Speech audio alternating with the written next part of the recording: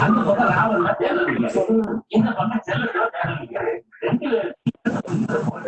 எனக்கு பிடிக்கிறது உங்களை பணத்தை கொடுக்குறாரு பணத்தை வாங்கி வெளியே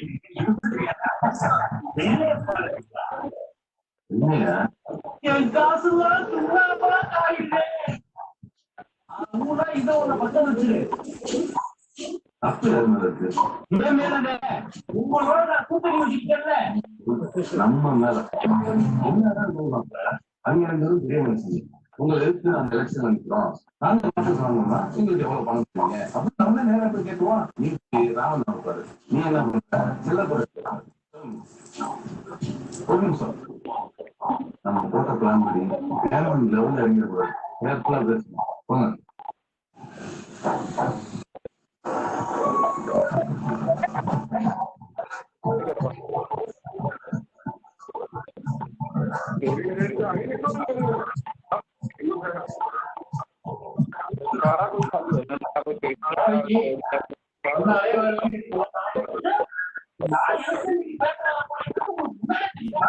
தெரியாம சூப்பர் நான் கேண்டிடேட் கேண்டிடேட் நேரடியா எல்லாருக்கும் தெரிஞ்சிருக்கு அண்ணா இருக்காரு உட்காருங்க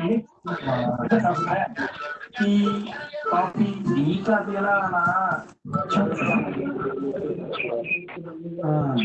ஊர்ல எல்லாம் 40-50 பேர் போட்டி போடுறாங்க எத்தனை வார்டு மெம்பரு கவுன்சிலரு பிரசிடண்ட் அதனால லோக்கல் பட்டியலுக்கு ஓடி செய்யறாங்க நிறைய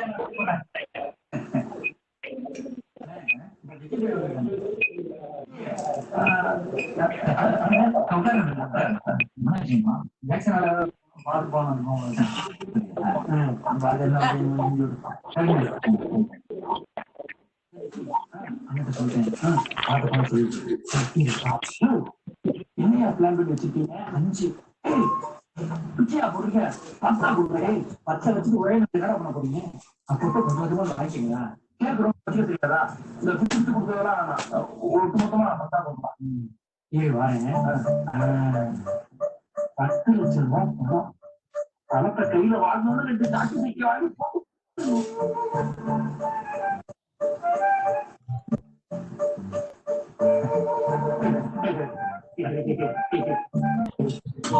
சிரிப்பையா ஒரு சிரிப்பு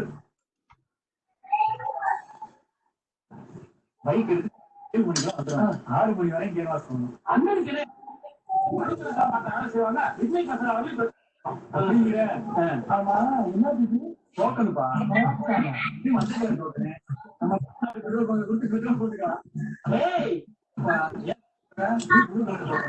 நம்ம மணியை சாப்பிடலாம்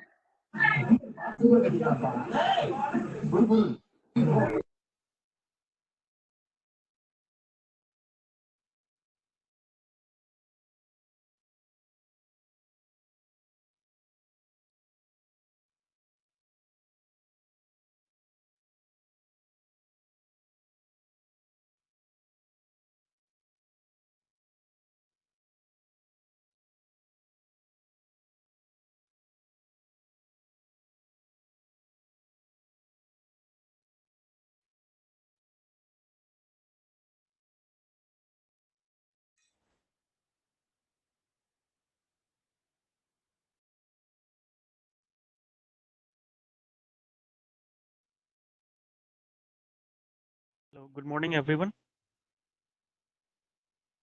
Sir. Am I audible to you? Yes, sir, it is audible. Yes, sir, it is audible. Audible. Good morning, sir. Yes, sir. Sir, audible, sir. Audible, sir. So we have got 66 participants now. Just wait for 2-3 minutes and then we will start the session. Okay, sir.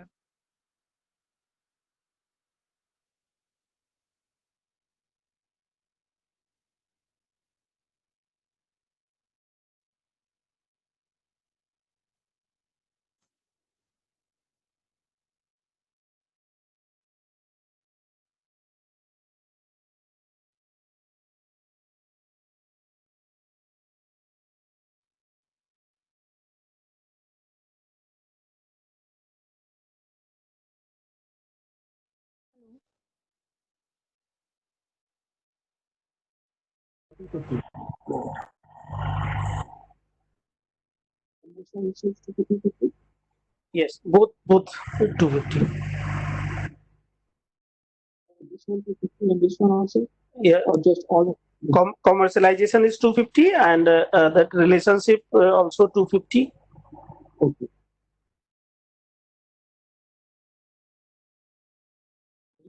Suggest, because I'm the one who wrote this, so if any of you can volunteer to make it 250.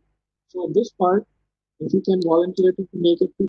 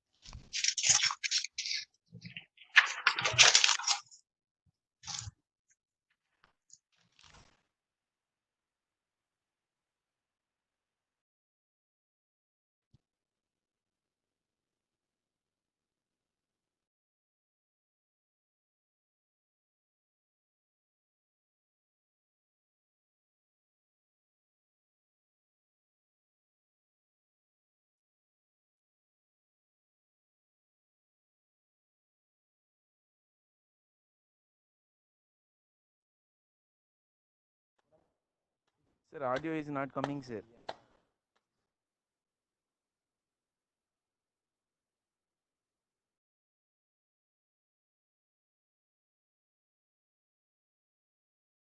I haven't started yet.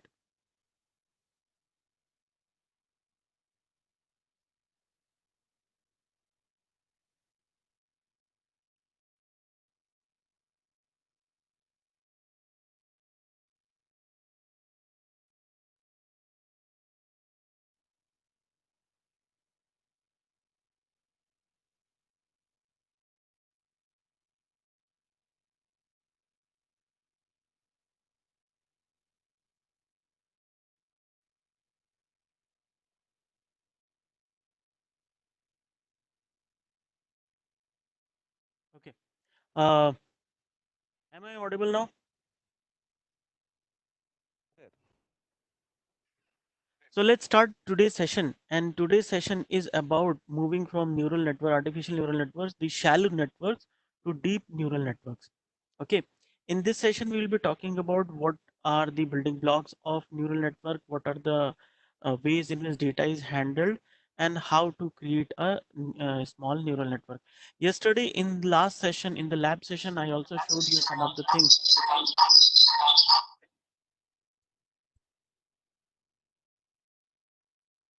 in which I actually demonstrated few of the building blocks, and we created a shallow network. We ran a shallow network, and we will continue with the topics today.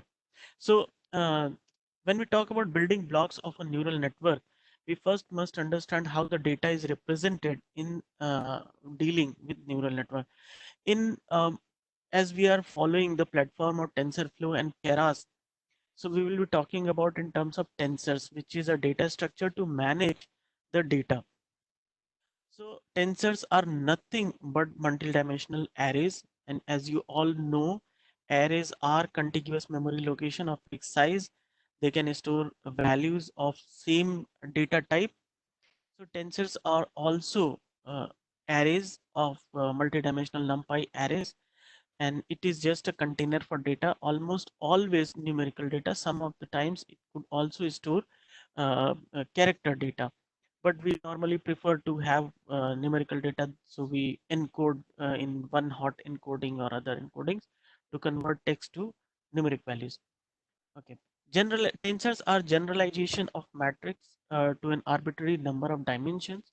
In the context of tensors, a dimension is often called an axis. Okay. So when we say two-dimensional data, it means that there are two axes in the data. So two-dimensional data would be represented in form of a matrix rather than a vector. Similarly, three-dimensional data is a matrix of three dimension, and four-dimensional data is a matrix of four dimension, and so on. In the context of tensor, dimension is often called an axis, and when we represent this, we have to understand what axis represents what. So when we will deal with the type of data, then I'll explain which way we handle the data. In general, all current machine learning systems use tensors as their basic data structure. A tensor is defined by three key attributes: number of axes, that's the rank of the tensor. For instance, a 3D tensor has three axes. Shape of the tensor, this is a tuple of integers that describe how many dimensions the tensor has along each axis. Okay, so as I would like to repeat this sentence again. The shape is a tuple of integers that describes how many dimensions the tensor has along every axis. When I say dimension over here, I am actually counting number of values in that axis, on that axis. So as you can see in this example, the example that is given in front of you, there is a matrix which is a 2D tensor. It has a shape of 3 and 5. The 3D tensor has shape of 3, 3, 5. So there are two examples given in front of you. One is a two-dimensional, the other is a three-dimensional tensor. The first 2D tensor is having a shape of 3 and 5, means 3 rows and 5 columns. The 3D tensor has a shape of 3, 3, 5 means you can say 3 two-dimensional matrices, 3 rows and 5 columns each. So dimension, the sentence says this is a tuple of integer that describes how many dimensions the tensor has along each axis. This term dimension is very confusing because you must understand some of the time we use the term dimension to indicate how many values we have on that axis, and then sometimes we use this term, the same term dimension, to indicate how many axes the tensor has. Okay, a vector has a shape with a single element such as 5. A scalar has an empty shape of null. So when we say a shape of a vector is just a single element indicating how many elements there are in that vector. Vector, you know, is a normal a row or column vector. It is not unlike matrix. It is not two-dimensional. It is one dimensional. So vector has only one dimension, and that dimension, the value of that dimension represents how many elements. However, when we say shape 2D tensor, it means dimension could also represent how many axes it has, and dimension sometimes also refers to how many values the tensor has on that axis. So one must be very careful about interpreting the term dimension, because unfortunately people use it frequently and interchangeably. Data type, usually called as D type in Python libraries. This is the type of data contained in the tensor. Okay, like float 32, which will take 32 bits to store integer, unsigned int 8, float 64, and so on. On rare occasions, you may see a character tensor. Okay, as I said, the tensors are normally integer values, but most of the time, some of the time you can have character tensors as well. String tensors don't exist in most libraries because tensors live in pre-allocated contiguous memory segment because they are arrays. So arrays are by nature pre-allocated contiguous fixed size memory, and strings being variable length would preclude the use of this implementation. Scalar tensor, zero dimension tensor. A tensor that contains only one number is called a scalar or scalar tensor or zero dimensional tensor or 0D tensor. A numpy, a float 32 or float 64 number is a scalar tensor, okay, or a scalar array. We can display the number of axes of a numpy tensor via the endim attribute. Like over here you can see import numpy, we imported, and then we created a numpy array of 12 elements. When you try to see the number of dimension, it will show as 0 because it is a scalar.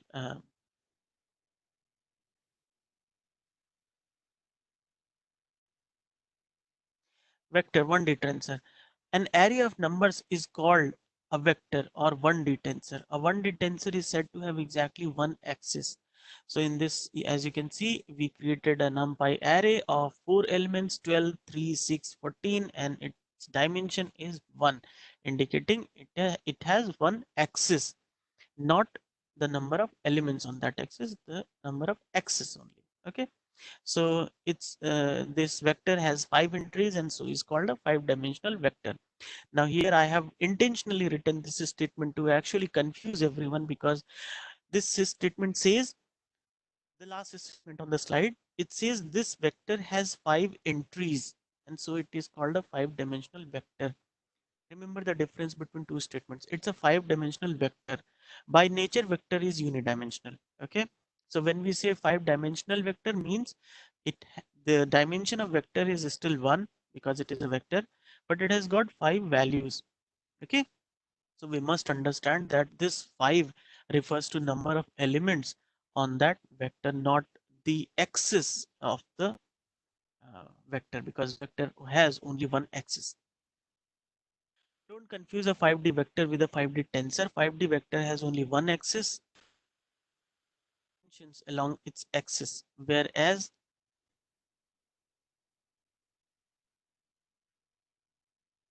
length is 5D vector. For a 5D vector, the length is 5.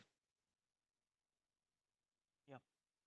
So 5D vector has only one axis and has 5 dimensions along its axis, whereas 5D tensor has 5 axes and may have any number of dimensions along each axis.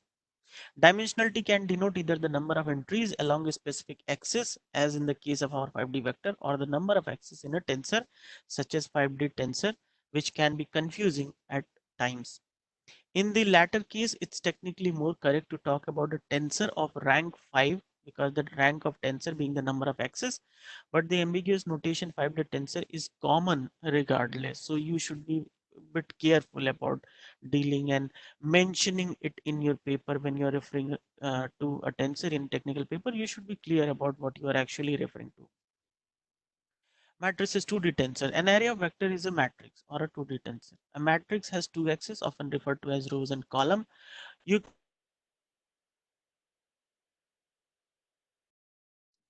like this is a NumPy matrix. It has got 2 dimensions, row and column, 3 rows and 5 columns. 3D tensor or high dimensional tensors have got a pack of matrices. If you pack such matrices in a new array, you obtain a 3D tensor, which you can visually interpret as a cube of numbers. By packing 3D tensors in an array, you can create a 4D tensor and so on. The following is a NumPy 3D tensor which has got 3 matrices packed in one after another, and it has got 3 dimensions.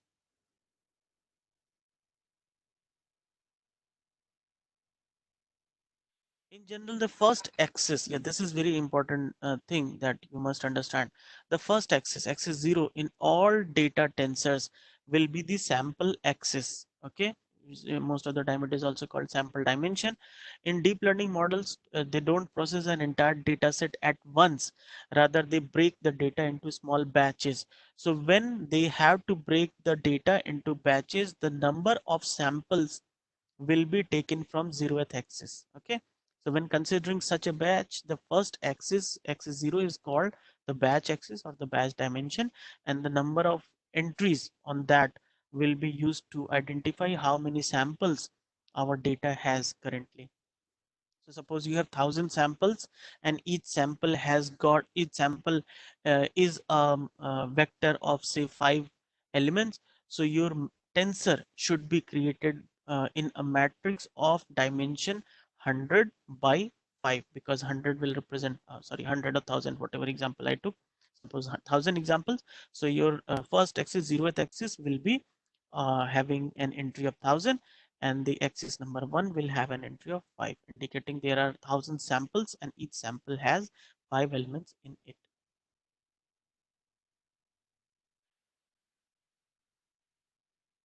In the real world example, we see vector data 2D tensors of shape, sample and feature. So we don't have a scalar tensor, because there is no meaning of a scalar tensor. We will not be able to represent number of samples. If we represent number of samples, where is the data? So it starts with 2D tensors, and the first axis, 0th axis, will have number of samples, and the second axis will represent number of features. Time series data or sequence data is represented using 3D tensors of shape, samples, time steps and features. Okay, so this is very important. You must understand, when you are dealing with time series data, the first axis, axis 0, always refers to number of samples. Then second axis represents time steps, and the third axis represents features. Like if we are storing or the share prices of a particular share, let's say Tata Motors. So for Tata Motor, I'm accumulating values, like 3 values: the minimum, maximum and average value per minute. There are 390 minutes of trading per day, so we can have 390 entries, okay, in one day. And for 90 entries, so there will be 390 time steps there are, and 390 time steps, and then number of features are 3. So the second axis and third axis will be represented by 390 and 3, and the first axis, suppose I'm accumulating data of 1 year, so 365 days, although we know that not trading does not happen on all days, but let's assume that we are collecting data of 365 days. So we have 365 samples, and time steps are 1 minute. After every minute, I am taking the observing the pattern, I'm recording the pattern of minimum, maximum and average value. So time steps are 390 time steps. So and sample size is 365. So my tensor would look like 360. Shape of my tensor would be 365, 390, and 3. Images. 4D tensors of shape sample, height, width, and channel, or samples channel, height, width is used to indicate an image, because an image has three things generally: height of the image, number of pixels in the y-axis; width of the image, number of pixels in the x-axis; channels, how many channels does the image have. It could be a grayscale having one channel. It could be red, green, blue, having three channel colored image with RGB channels. So RGB, red, green, blue indicate three channels. So it will be number, and the number of channels will be 3. And how many samples, how many images you have, so that will be represented by number of samples, the axis 0. Now there are by height, width, and channel versus samples separated by channels, height, and width. And there are two patterns in TensorFlow. It is the height, width, and channel notation, which is default notation. Width, which is taken as the default notation. You can also in TensorFlow also you can change it, but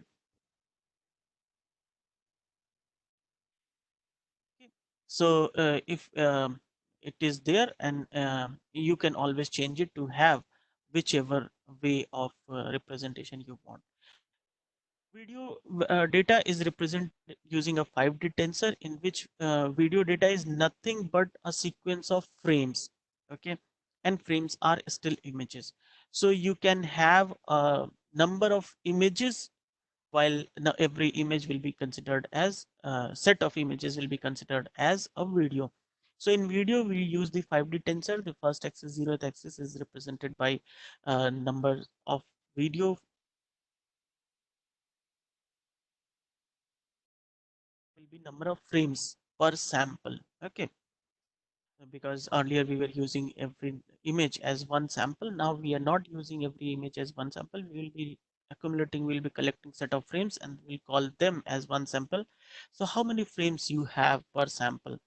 So we have number of samples, the number of frames, and then of course rest of the things are as per image, height, width, and channel, or channel and height, width.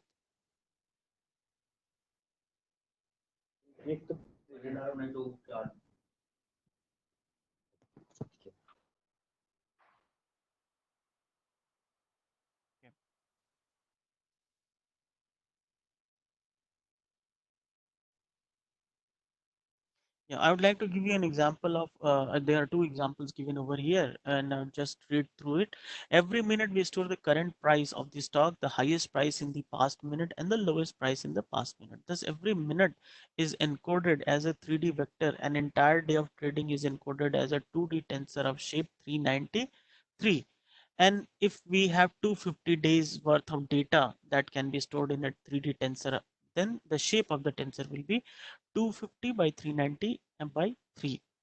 Similarly, a data set of tweets could be represented as, we could encode each tweet as a sequence of 280 characters out of an alphabet of 128 unique character, because a tweet in a tweet you are allowed only 128 unique characters.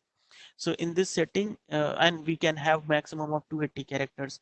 So in this setting, each character can be encoded as a binary vector of size 128, right? Because each character, we are doing a kind of one hot encoding, in which every character is a vector of size 128. Whatever character is present at that location, that entry will be 1, remaining entries will index entry at that index will be 1, remaining entries will become 0, and that will indicate presence of that character. So that way I will need for 280 characters. If every character is represented by an array, then I need 280 arrays. Okay, so there are 280 arrays. Then each tweet can be encoded as a 2D tensor of shape 280, 128. So we have 280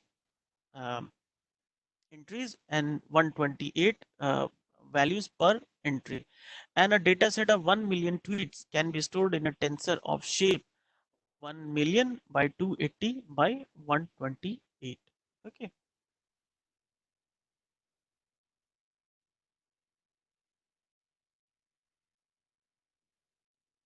So I've already discussed this. So I'll just skip through. Yeah, there are two conventions for shapes of images tensor: the channel last convention used by TensorFlow and the channel first convention used by Theano. The TensorFlow framework from Google places the color depth axis at the end, samples, height, width, color, while Theano places the color depth axis right after the batch axis. That sample, color depth means channel, and then height, width. The Keras framework provides support for both formats, so you don't need to worry about anything. You can always change the way these frameworks use the color depth axis and how they behave. By default, Tensor uses this. By default, and Theano uses this. But still, they have, it's the default value. You have the option to change them. Video data is one of the few type of real world data for which we need 5D tensor. A video can be understood as a sequence of frames, each frame being a color image. Each frame can be stored in a 3D tensor, height, width, color, depth. A sequence of frames can be stored in a 4D tensor, right? Frames, height, width, and color depth. And thus a batch of different videos can be stored in a 5D tensor of shape, samples, frames, height, width, and color.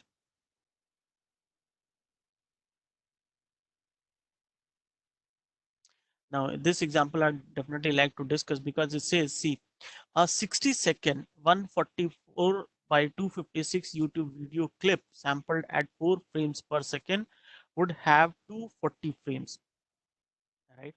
So the resolution of this video clip, as you can see, is very low. It's 144 by 256 pixels only. Batch of 4 such video clips is stored in a tensor of shape 4, 240, 144, 256 by 3. Now that's a total of 106,168,320 values, numeric values. Now you see D type of tensor was float 32, then each value would be stored in 32 bits. So the tensor would represent a single tensor of 4 videos only would require 405 megabyte of memory. Okay, you can see the resolution of this YouTube video or the any video 60 seconds means 4 frame per second. 60-second video, 60 seconds is nothing but 1 minute only, and 4 frames per second means the resolution is really very low. The refresh rate is really very low, and you have got 144 by 256 means the resolution of the image that you are looking at is also very low. You have got only 240 frames and you have got only 4 videos. Still you would require 405 megabyte of memory to store such a data. Now why don't you require such a huge amount of memory when you store real video? Because videos you encounter in real life are much lighter because they aren't stored in float 32 and they are typically compressed by large factors such as in the MPEG format. What However, is 3? where is 3? 3 is number of channels, number of colors are Okay. number of channels, like in every image. Okay, sir.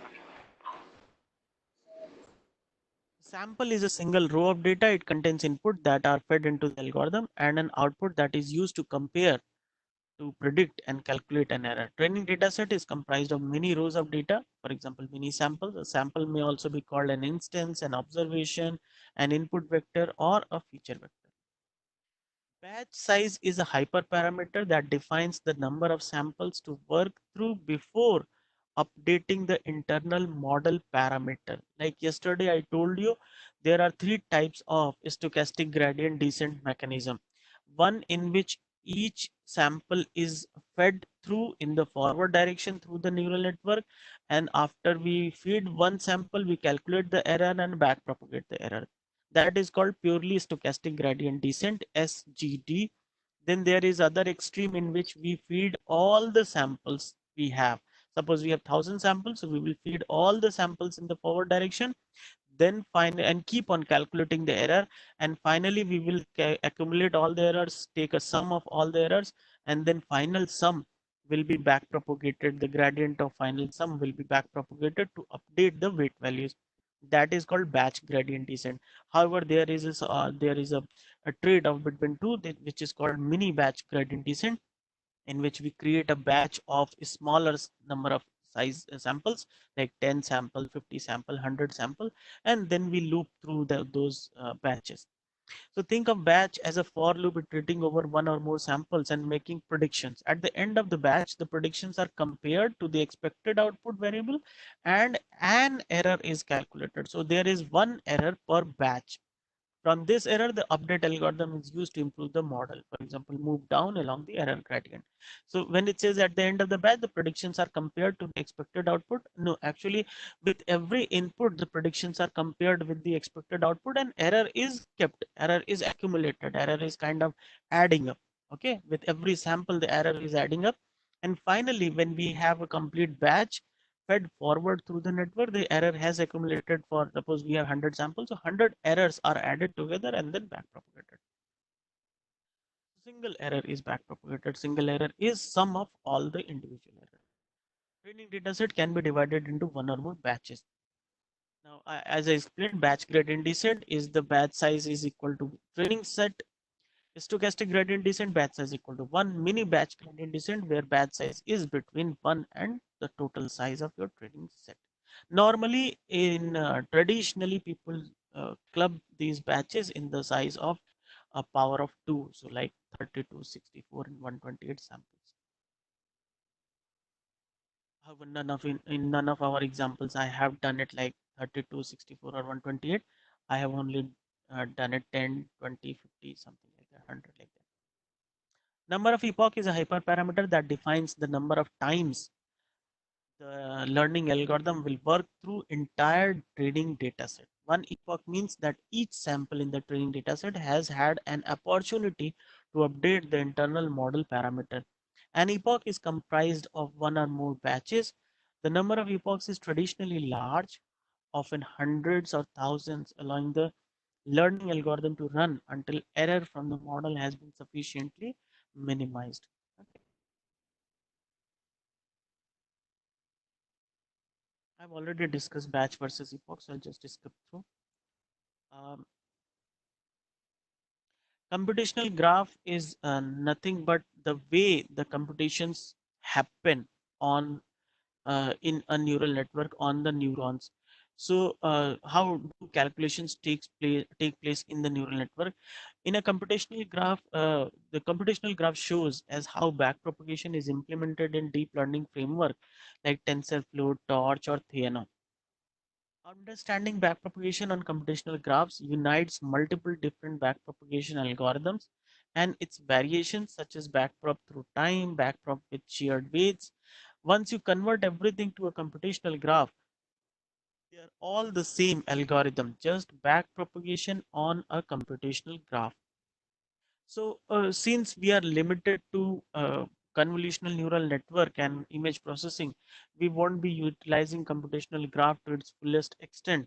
When we move on to recurrent neural network, long short-term memory, LSTM, and RNN and GRUs, then over there we need to do backpropagation through time. We do the unfolding and folding of network.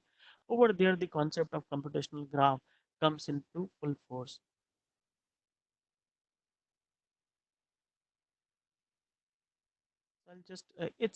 I'll skip through computational graph because at this point it is not even required.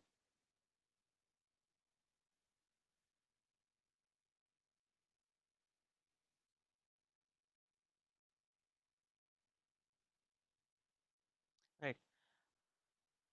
Anatomy of a neural network. Training a neural network revolves around following objects, layers, which are combined into network. As if you relate to the session we had, the third session we had yesterday, the lab session.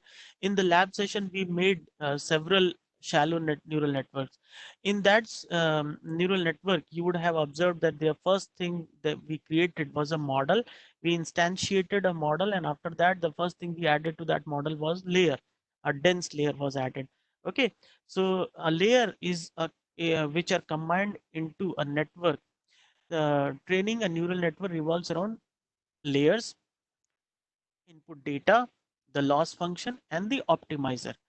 Layers are combined and attached to a network or a model. The input data and the corresponding targets are there. We have a loss function which defines the feedback signal used for learning. It compares predictions with target, producing a loss value, a measure of how well actually the network's prediction match with what was expected. An optimizer is the program or the mechanism with which the weight values are being updated. So optimizer is the one which determines how learning proceeds. It uses loss value to update the network's weights. And this is what happens, keep on happening all the time in a neural network. We provide an input to the network. There are layers, and every layer performs some data transformation, and these data transformations keep on happening through layer by layer. Then finally we have predictions. These predictions are compared with true targets, and we calculate a loss function. For every using the loss function, we calculate the loss score. This loss score is passed on to optimizer. Optimizer takes that loss score, and on the basis of whether it is gradient or whether it is um, entropy, the loss score is propagated backwards to update the weight value associated with every layer. And this keeps on happening again and again until the loss score is as per your satisfaction. The fundamental data structure in neural network is layer. A layer is a data processing module that takes as input one or more tensors, and that outputs one or more tensors. Layers have state. Okay, state of layer is defined as the layer's weights, which is one or several tensors learned with the stochastic gradient descent, which together contains the network's knowledge. So as you can see, in every layer there are certain number of neurons, and those neurons constitute to create a layer. Now a layer has a state. When we see it has a state, it means you could relate to automata theory, in which we create a finite state automaton in which the nodes of automaton have got a state, and the automaton itself has a state, and that state changes when a new input comes in. Otherwise the node remains in same state. So when a new input comes in, the node has to decide on the basis of which state that node is and what input it is getting. It decides where it has to go. Similarly, all the layers of the neural network have a state, and they maintain that state until a new input comes or the weights are modified. Different layers are appropriate for different tensor format and different types of data processing. Simple vector data stored in 2D tensor is often processed by densely connected layers, also called fully connected or dense layers, using the dense class in Keras, which we used yesterday. Sequence data stored in 3D tensor of shape, sample, time steps, features is typically processed by recurrent layers such as LST memory layers. Image data stored in 4D tensor is usually processed by a 2D convolution layer, which is termed as Con2D, about which we will see very soon. Now here is an example of the um, uh, dense layer function and what parameter it takes. Dense layer, Keras offers the dense layer with the following default parameter: keras.layers.dense, and you could import it from the layers class. Units, the first parameter is the unit, means number of neurons it will have. Then activation, bias, whether you want to use bias or not. So if it is true, it will use the bias, otherwise it will not take the bias. You can make it false. Kernel initializer, bias initializer. When we have kernel initializer is the parameter which defines how your initial weight values will be initiated. Your weight values will be initiated for this layer. Okay, like here not initialize the weight value, and I said that we take the random seed, and on the basis of that random seed the weight values will be initialized randomly. Yes, true. Over here you can manage that random initialization of values, you can have various methods with which you could initialize the initial weights of the layer, and that thing is controlled by kernel initializer. You have bias initializer, you could make it zeros or one. Here, if it is zeros, it is the bias is starting with zeros. You can also make it one. Kernel regularize values, the weight values will be regularized, bias regularizer, activity regularizer, kernel constant, bias constants, etc. So there are a lot of parameters in this function, and I encourage you to go through the Keras library to see what all values are there, what all parameter this function takes, so that you could play with them and have your own uniquely modified layer. Most often we just use parameters like units and activation. The rest can be left to default, like layer equal to layers.dense with 32 neurons and input shape equal to 784.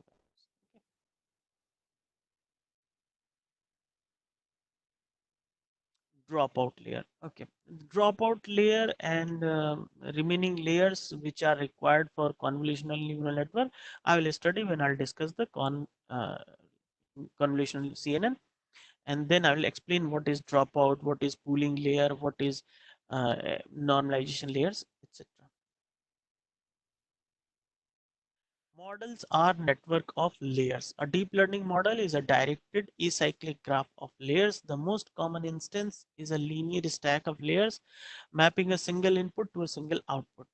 The topology of a network defines a hypothesis space. Okay.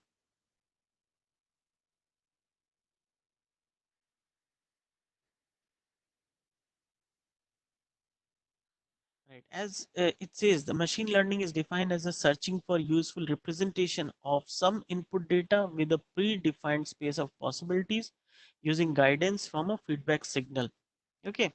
So if I repeat this statement again, searching for machine learning method is defined as searching for useful representation of some input data. And you are looking for a useful representation that is useful to you for the domain at hand, the problem that we are trying to solve in the domain within a predefined space of possibilities. So you already define the space of possibility. How you define the space of possibility? Like you have predefined the number of layers, you have predefined the number of neurons in that layer. So you are limiting your possibilities space, and you could increase your possibilities space if you increase the number of layers, number of neurons.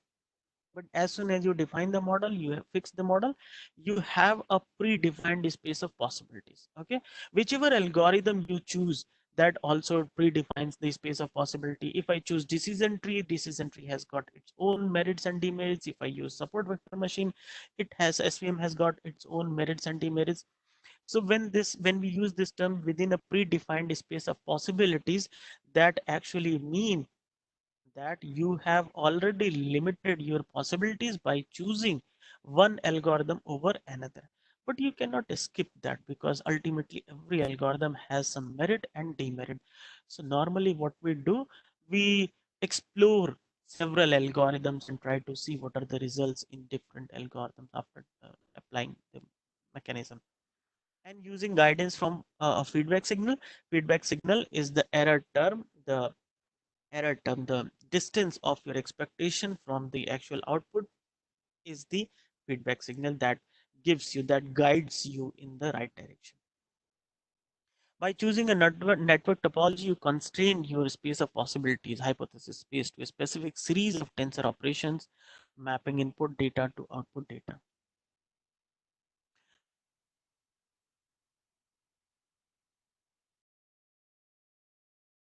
Function and the optimizer. Loss function is also the objective function, and what objective do we have over here? Our objective is to minimize the loss. So we move towards a smaller objective function value. The quantity that will be minimized during training, it is the loss function. It represents a measure of success for the task at hand. Optimizer is the algorithm your weight value. So determines how the network will be updated based on the loss function. It implements a specific variant of stochastic gradient descent. So the whole fundamental foundation of all optimizers is stochastic gradient descent, SGD. There are different variations you would find: Adam, no Adam, then SGD, then there are different variations. Uh, and Adam is the one which is very famous because, as I told you yesterday, apart from other things, the biggest benefit it has is that the alpha value, the learning rate associated with the gradient term, can be different for every neuron. Okay, so every neuron is independently learning and it has got its own learning rate, and it's independent of every other neuron. In that way, it supports more parallel processing, because every neuron processing of every neuron in the layer is totally independent from every other neuron. However, whichever optimizer you use, every optimizer is a variant of SGD only. The loss function is the metric that helps a network understand whether it is learning in the right direction. Some popular loss functions are as follows. Like for regression, we use the mean squared error, actual minus predicted squared, and then averaged over k values. The mathematical equation, a mathematical equivalent would be this, and the Keras equivalent is Keras dot losses dot mean squared error, and then you provide the y actual and y predicted. The mean absolute error is actually the L2 norm and L1 norm. If you look at it, it will be L2 norm. The mean squared error is the L2 norm, except that it is the mean is taken over it. And this mean absolute error is the L1 norm, in which the mean is taken over all the error values. So actual minus predicted, it's the absolute value of actual minus predicted, because here also we are removing the effect of negative sign, which of probable negative sign.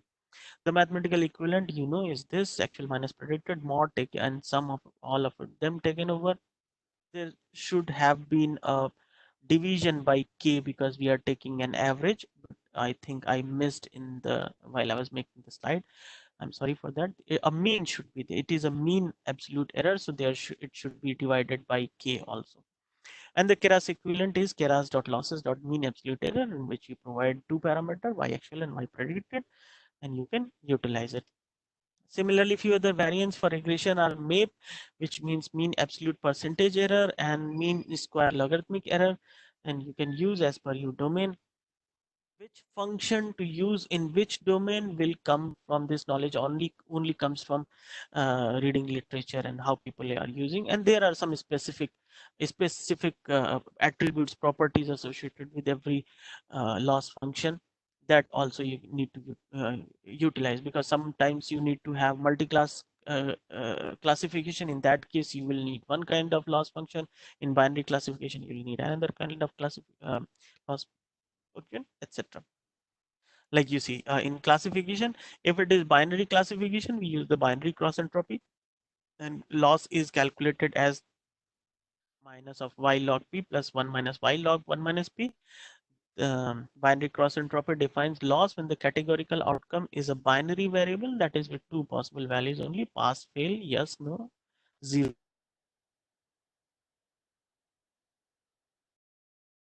Is it defines the loss when the categorical outcomes when the categorical outcome is a non-binary, that is greater than two possible outcomes: yes, no, maybe, type 1, type 2, type n, etc. Okay, the mathematical form is given as minus summation of yi log pi, and the Keras equivalent, you can call this as Keras.losses.categorical cross entropy, providing two parameter, y actual and y predicted, and it will calculate the loss function categorical cross entropy for you. Optimizers, there are a lot of optimizers in literature. However, the most famous at this time is ADAM, adaptive moment estimation, and the SGD is definitely the foundation of it, on top of which others are created.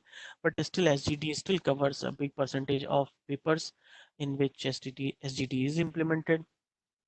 Most of the time we do not understand why we are using SGD, why we are using ADAM.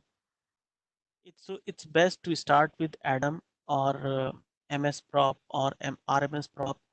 But I would suggest, if you are starting new on a problem, start with Adam, because Adam has got this advantage over SGD that it has got variable alpha values. And apart from that, if you are really diving deep into the problem and trying to get better value than the baseline, then I would suggest checking different models with different optimizers like MS-Prop, RMS-Prop, AdaMax, AdaGrad also. Okay, these are different variations. You can always find literature related to each one of them, or you can just search Google and you will be able to find what they are meant for, what are their strengths and what are their weaknesses.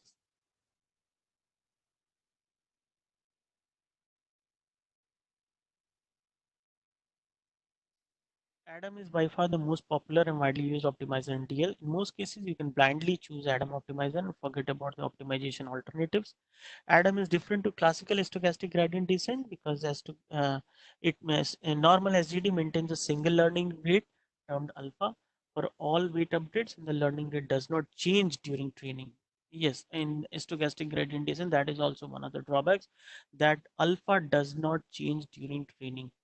However, in Adam, a learning rate is maintained for each network weight, individual parameter, and separately, and as the learning unfolds. And separately adapted means it decreases the step size also as it grows closer and closer to the minimum value, the optimum value.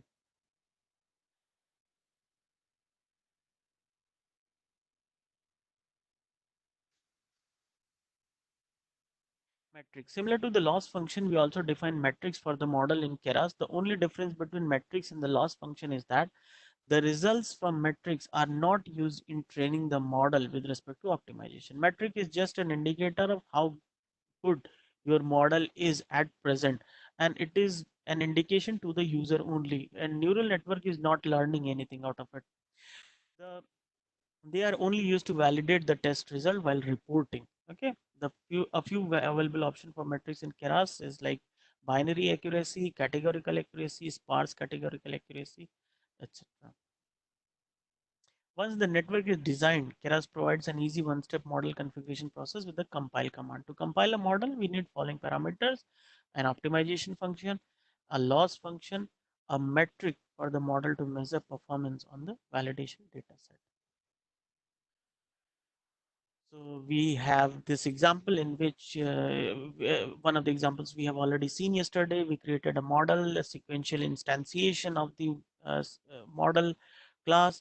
Then model is added with the first dense layer having 32 neurons and the input dimension is 10, activation function is ReLU. Then model is added with another dense layer having 16 neurons and activation function again ReLU. Model is added with third layer, which is again a dense layer, and now it has only one output, so it will act as an output layer. Activation is sigmoid over here. We compile the model in which we provide three parameters: Adam, cross entropy, and the accuracy as the metric. Optimizer is Adam, loss is binary cross entropy, and this is accuracy. After that, we train the model. Once we configure a model, we have all the required pieces for the model ready. We can now go ahead and train the model with the data. Keras provides a fit function for the model object to train with the provided training data. So in the fit function, we call the fit function, we call it through model.fit. We provide X value and Y value for the training set. We provide the batch size, we provide number of epochs, we provide validation data as well if it is going to validate. And then we have the verbose also. Verbose could be set to 0 or 1. By default, it is set to 0.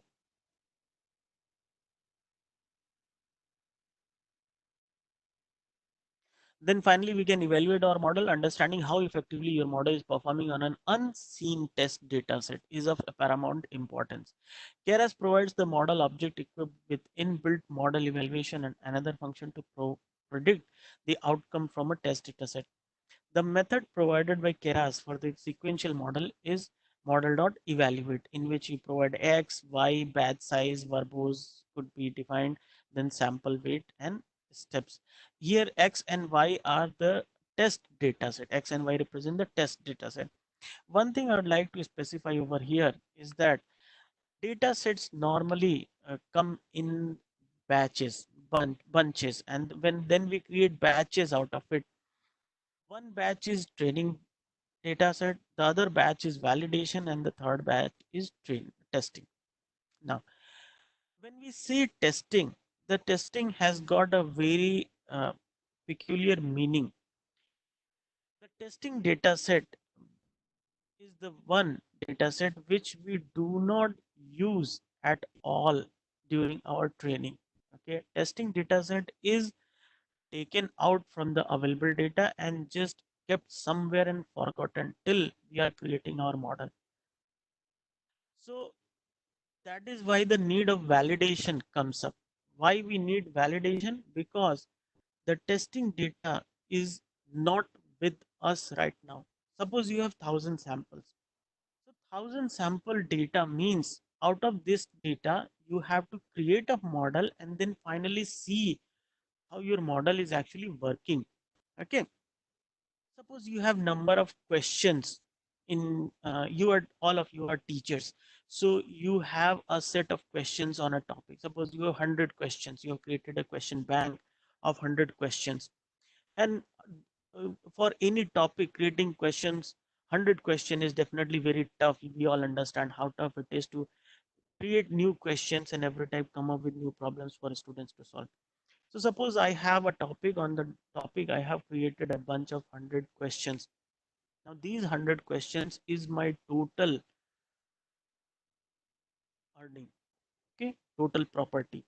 I have to do everything out of these 100 questions only. So what I'll do, I will take out a certain number of questions which I feel suitable for testing probably, or I'll randomly pick out certain questions and keep it separate. These questions I will give an exam only. Okay? So suppose out of 100, I take 20 questions, I put it separately, and I forget during the semester, I forget that I have 20 questions. Now I have 80 questions left with me. Out of these 80 questions, some of the questions I solve in exam, then I solve in class, and then in class itself, I ask students to solve some of the questions. Okay, so like in a class, I was able to discuss 5 questions, and after discussing 5 questions, I give 2 questions to students to solve them. Now these 2 questions are not testing questions. Okay, these questions are validation set. So I solved 5 questions in the class. I trained my students on 5 questions, and then there during training, because this testing of 2 questions which I ask a student to solve then and there in the class itself is like a training process again. So if a student is able to solve, very good. Otherwise, I'll again make them understand why they were not able to solve these 2 questions.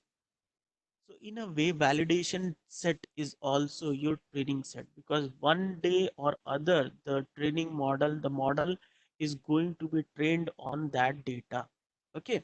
So like the 5 questions you solved yourself and 2 questions which you gave to the student in the class.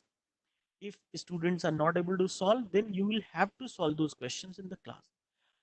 But remember, those 20 questions you had kept separately. Those 20 questions you will never solve in the class, or you will never give to students. You will not show those 20 questions to students. You will always take those 20 questions and reserve them for final examination, because that is the testing phase. So students will be tested on unseen questions. Remaining part of semester is spent in training. Similarly, the data, when we talk about training, testing, validation, the data that we have, if we have 1,000 samples, then we have to manage within 1,000 samples only. We take out a bunch of data sets, like 20% of the data sets, so 200 data values will be taken out, kept somewhere and forgotten to make them testing set. Now out of remaining 800 samples, I have to rotate, make testing, make training and validation set, and we keep on rotating them from training to validation, training to validation, validation to training, kept on going. This validation score, when we do cross validation, this cross validation score is the score which is hinting me, which is suggesting me how good my model is right now. but it is in no way an evaluation of your model. It is not an evaluation. It is just a cross validation accuracy indicating you that your model could be good, could be bad, but at this point of time it is performing okay. Okay, so this is just an indication, not an actual evaluation. So this screen says model evaluation. Now when we are asking to evaluate the model, then we will have to use the testing set, that set that I had kept previously. I had kept separately and I had never used that testing set. Now I'll take that testing set and I'll apply the evaluate function, so that I am finally generating the, I'm finally evaluating the my model. And being an honest academician, you should report this value. You should not report the cross validation accuracy. You should not report the training accuracy. You should report the evaluation accuracy, the result of your evaluation in the literature, in the paper that you are willing to publish.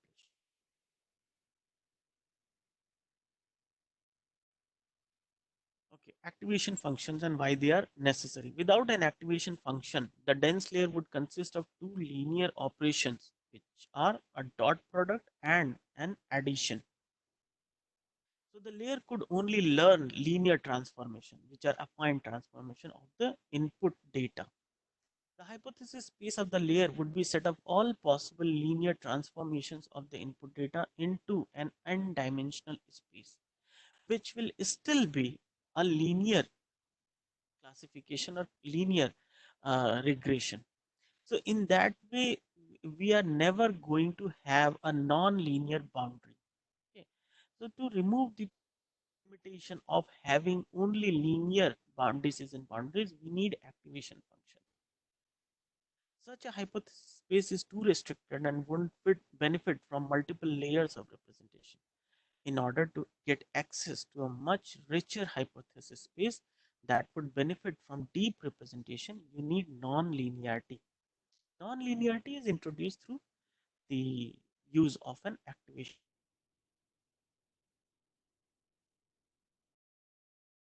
function. A sigmoid function is defined as sigma equal to 1 upon 1 plus e to power minus z. It renders the output between 0 and 1, and it resembles the principle that lower influence, lower output, higher influence, higher output. Okay.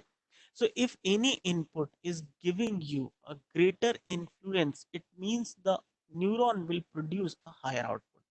And if any input is giving a lower influence, that neuron will produce a lower output, means it is not going to activate itself. So if I talk binary, I don't talk fuzzy. If I talk binary, I'll say point greater than 0.5, neuron will fire itself, less than 0.5 value, neuron will not fire itself. So if I just say that lower influence input is coming into this neuron, the neuron is getting lower influence, neuron will not fire itself. If neuron is getting higher influential inputs, highly influential inputs, then it is going to fire itself. It will give a higher value greater than 0.5.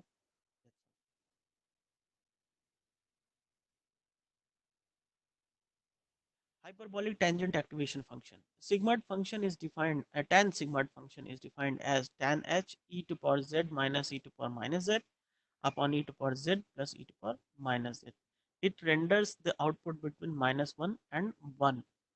So you see, against the sigmoid function provides an output between 0 to 1, while tan hyperbolic provides an output between -1 to 1.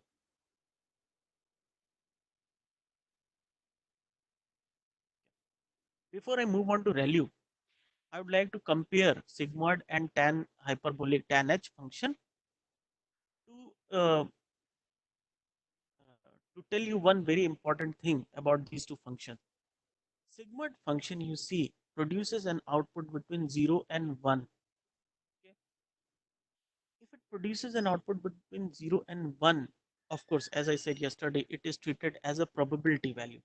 If it is a probability value, the probability of 0 means uh, not having it. Probability of 1 means having it completely, totally having it. Okay. So imagine it to be if I use this function, imagine a lock, okay, or a door. use it. Imagine a sigmoid function as a door or a gate.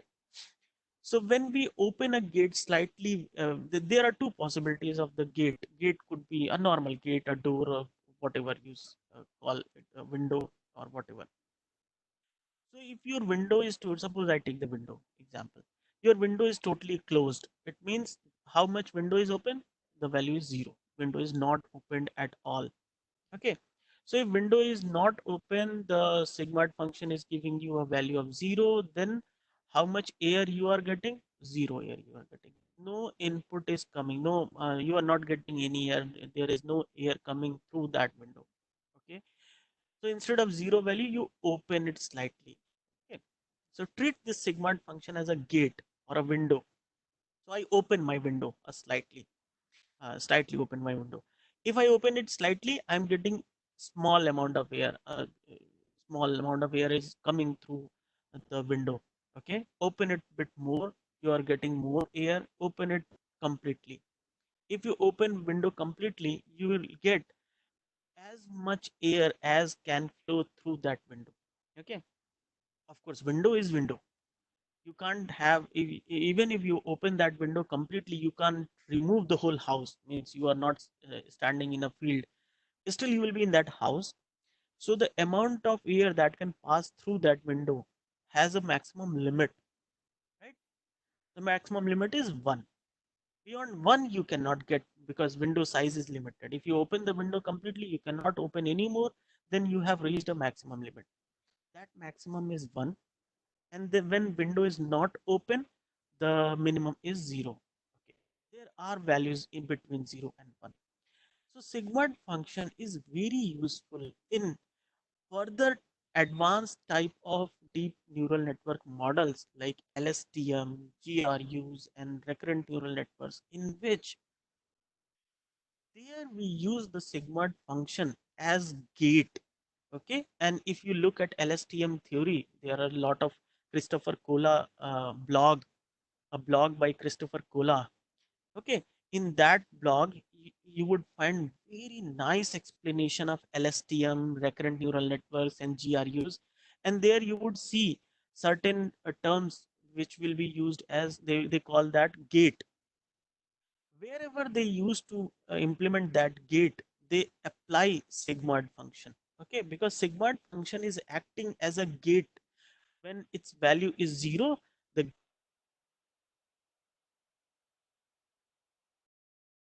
values between 0 and 1, in which partial values are being passed through that gate. Okay, so sigmoid function is very useful in those scenarios when we need a partial or a controlled flow of data. At that point, the sigmoid function is very useful. Then we have tan h function, in which we get values from -1 to 1, and -1 to 1 value we require when we have, normally we have values between 0 and 1. But if we want to increase our range of values, we want to add extra value, we want to add extra information, then we increase it from -1 to 1 and then extrapolate the values of 0 to 1, from 0 to 1 to -1 to 1. And it is very rare that weight values, the weight on edges, go beyond uh, this range of -1 to 1. Normally it is kept close to 0. So tan h function is helping you expand your horizons, and sigmoid function is asking you to limit your horizons.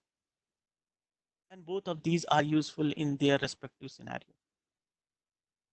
Now, ReLU function is required because ReLU function is very famous at this point of time, because sigmoid function had some problems. The problem of sigmoid function was that there is a concept of vanishing gradient. Vanishing gradient is the problem in which we observe that if the network becomes very large, it's very deep, then the effect of errors calculated at the output layer does not propagate backward to the first layer. Okay, it dies somewhere in between the number of layers at some hidden layer. Why it happens like that? Because we notice that sigmoid values, the sigmoid value over here, the output value provided is between 0 and 1.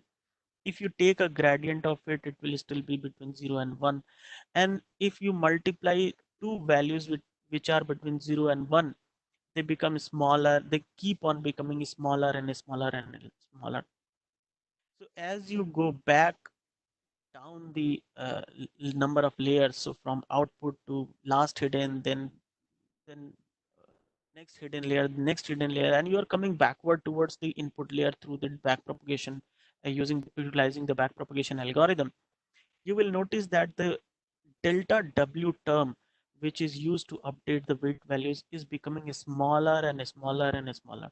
So we say that gradient of error that is supposed to update the weight value is vanishing. It is diminishing, it is vanishing, and after few layers it has totally gone. So if delta term is gone, your weight value is not updated. So if your weight value is not updated, you understand you have got only the initial weight value. What is the use of that initial weight value if that is not trained, right? We started our neural network with an initial value, and that initial value has not changed at all. So what is the use of this training if the training is not able to update the weight values? And if weight values are not updated, my network is not learning. So the vanishing gradient problem is very big, and it comes in a big way when we apply sigmoid function or tan hyperbolic function.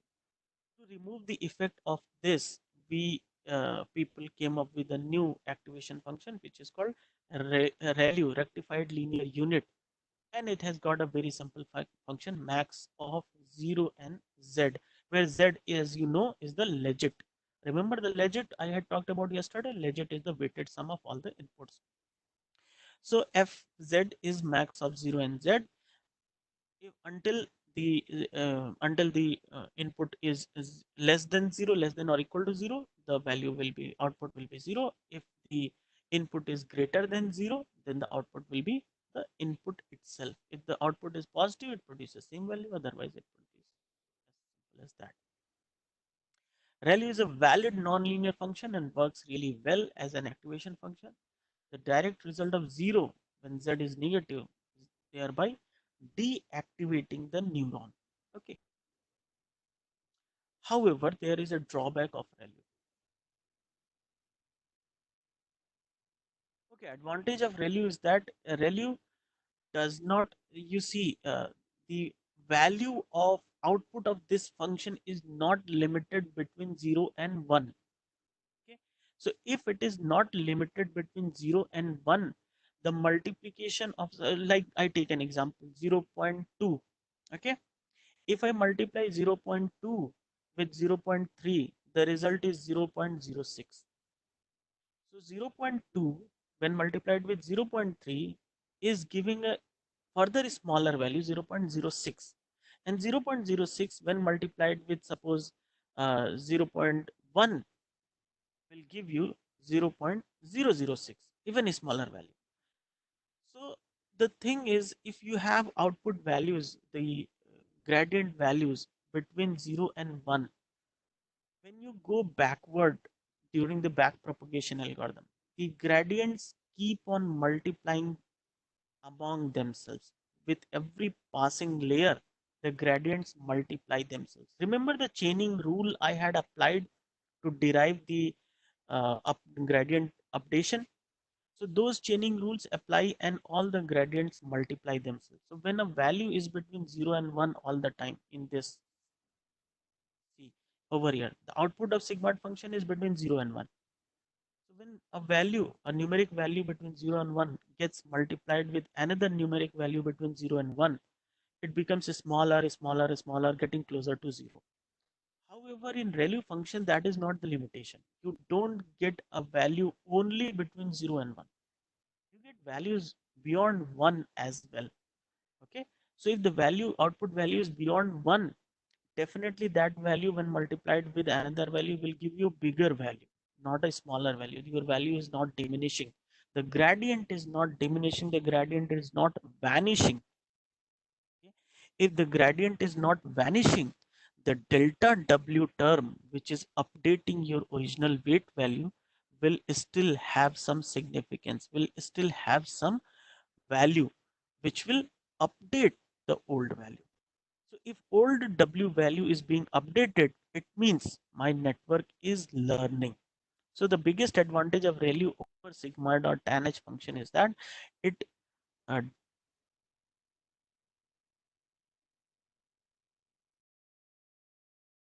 okay.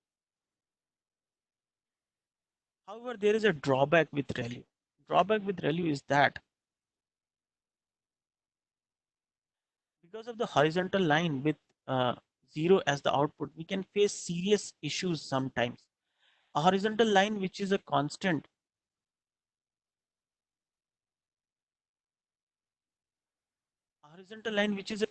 with the derivative of 0 becomes a bottleneck during training, as the weights will not get updated.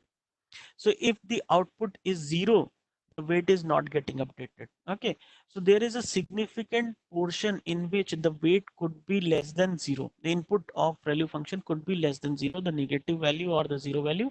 So in that case, the weights will not be updated. So wherever we get a negative value, weight will not be updated because ReLU is producing 0 output. So this is the drawback of ReLU. To overcome this drawback of ReLU, people came up with another solution which is called leaky ReLU. So there is no 0 value. There will be some leakages allowed when the input is less than 0. So like you see in this example, the graph, if you notice, there is a slight slanting line which is going down beneath 0. So leaky ReLU is defined as fz equal to z when z is greater than 0. However, if z is less than or equal to 0, it is not exactly 0, it is alpha z. Alpha z is a parameter which is very small, like in this example it is 0.005, and it will be taking you to a direction in negative direction but with a very small slope, such that this value doesn't become 0 and your updation still happens. Okay, so leaky ReLU is has overcome all the limitation, all the drawbacks of previous functions. Right.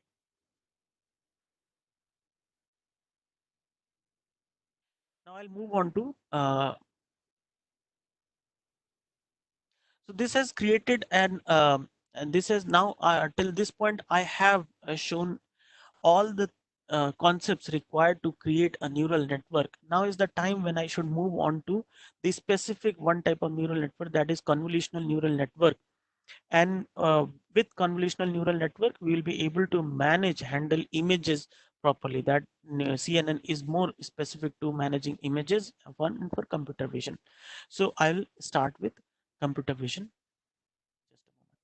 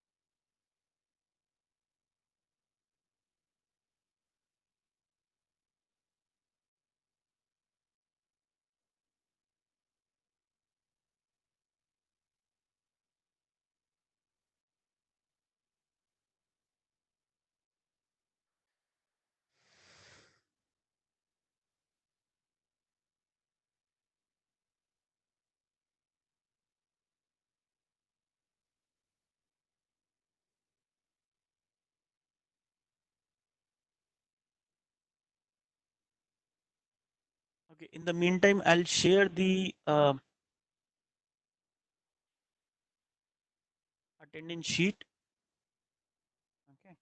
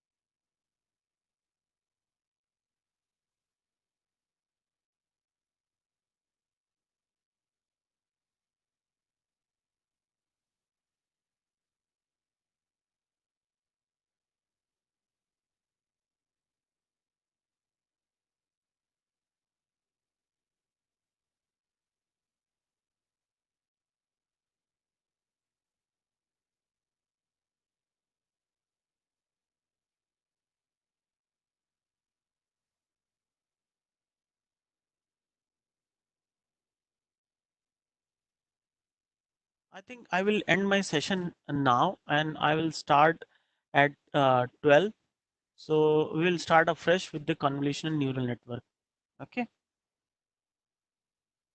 Is that okay with everyone? Sir, attendance. Yeah, I have just shared the attendance sheet.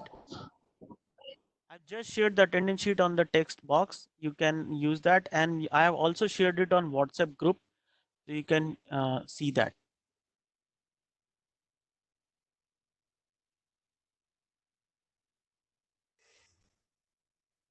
My order.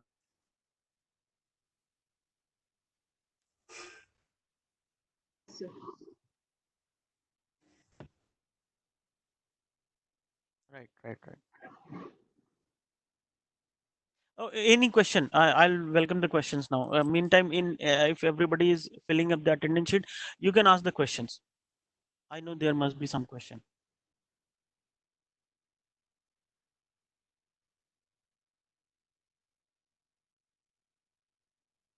No questions? Or I am not able to listen to you.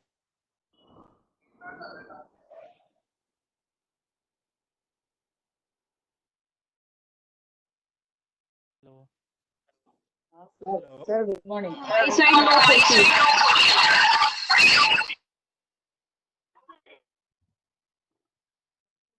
Okay. Good. So I don't know. No questions means the session was good, or nobody was able to The understand session anything. was good, sir. Session was good, but to recall Sometimes and to when ask we are us, sir, very I think clear, we don't need to ask the question. it's not like That's an encouragement, ma'am. But okay. So for Okay, fine. asking the we need to understand the Keras library. So that's the point from my side. I will be going through that Keras library and then Yes, ma'am. Actually, you don't really need to worry about that because we'll be dealing with so many programs now. Because in my classes, I have created more programs than theory lectures. So I'll be dealing with theory lectures today, and probably third session and whole day tomorrow will be devoted towards lab sessions only. So I'll be dealing many programs, and those programs you will have a fair idea of how these functions are being used. If you need more, thank you, sir. I'll mute all. I think Okay. And if you need more, you can go to Keras library pages, and there you will see that the number of options listed over there actually encourage you to explore the function and utilize it in a more better way. So I'll never be able to give you all the exhaustive examples. I will suggest that you learn the basics, and then whenever you need to use it, you go to Keras library and see. I mean, the number of options over there will help, will make you excited to use it. Yeah, thank you.